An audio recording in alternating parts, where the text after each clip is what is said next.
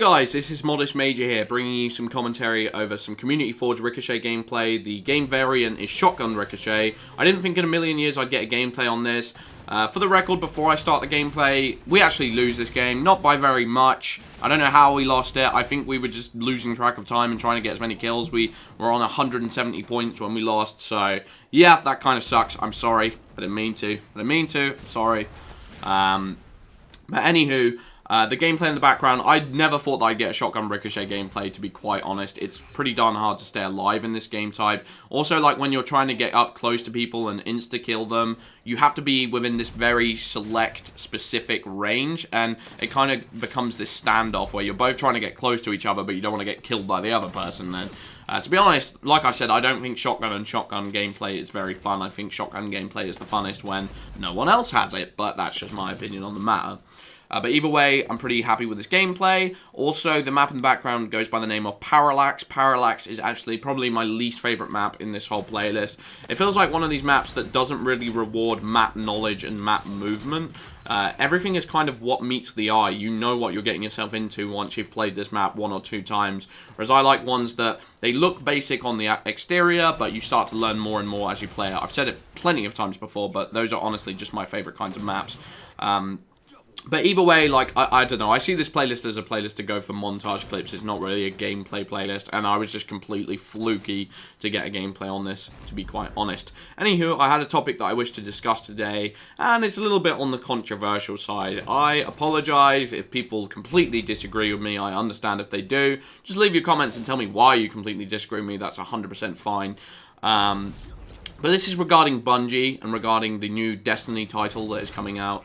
I believe it's like April next year, maybe May. I don't think they've released a very specific date, but obviously we've got the beta early next year as well. And people are very, very, very excited for it. Obviously, within the Halo community themselves, people are super psyched. And to be quite honest, it's one of the games I'm least excited for out of the big 3. And I count the big 3 as Titanfall, Halo 5, and Destiny. Out of those big 3, for me, it goes probably Titanfall first, just because that's the closest to come out. Then Halo 5, obviously. But that's so far away, I don't want to get too excited for just yet, because it's a year away. I don't want to get, like, way too hyped for that now, because so long till that game comes out. And then Destiny is last.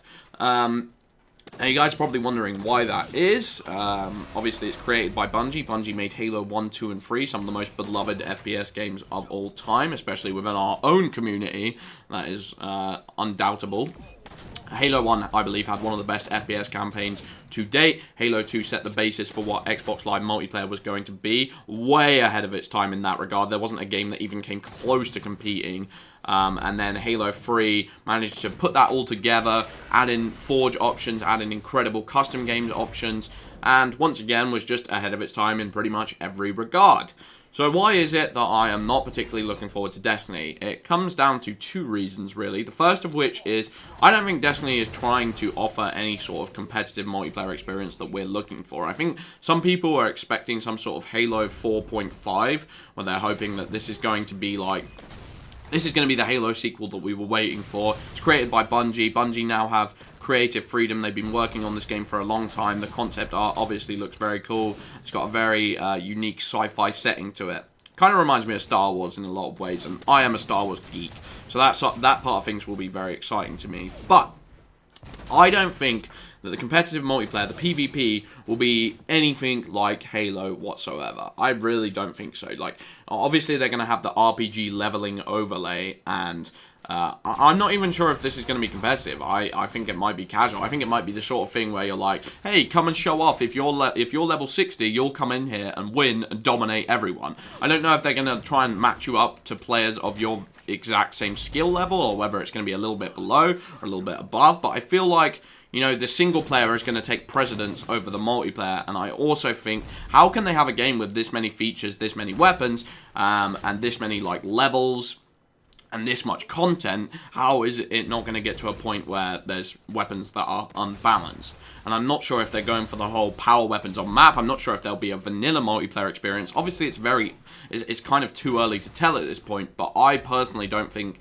that I don't think they're going to want to go down the Halo route at all. To be honest, I think they made this game so that they could get away from that and create something more in the vein of Borderlands or Diablo, where it was an RPG-esque game. That's just my opinion on the matter. The second thing is, Bungie don't have the incredible reputation for me that they used to. To be honest, all my nostalgia for Bungie was kind of kicked in a little bit when Halo Reach was released.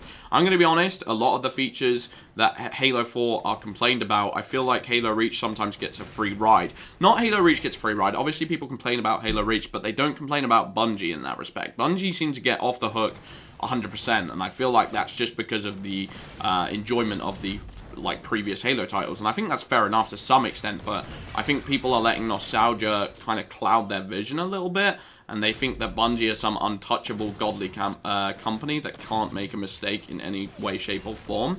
But in my opinion, you know, Halo Reach wasn't up to scratch, and a lot of the features that we see complained about in Halo 4, I think Bungie were kind of some of the key, you know, instigators of that type of gameplay. Armorlock, DMR Bloom, you know, casual gameplay was introduced in that game, and the Halo franchise was tainted a little bit when that game was released. I honestly think, you know, Halo 4 went down this route of, you know, mixing up the gameplay and adding in more casual elements.